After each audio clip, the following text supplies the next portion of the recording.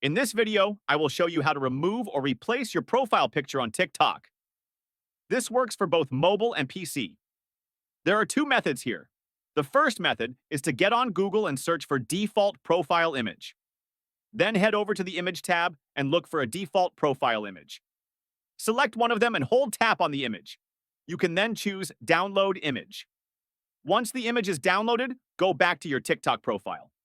Select edit, then change photo. After that, choose Upload Photo. Now, choose the downloaded avatar picture. You may have to check the box of your image again and press Next if you have multiple pictures. Then, uncheck this box and save it. Your profile is now replaced. The second method is also straightforward. You will choose Take a Photo this time. Then put your phone in a black or white background, then take the picture. Now you have a blank canvas photo. Use that as your profile picture, and you can remove your previous profile photo. Thanks for watching.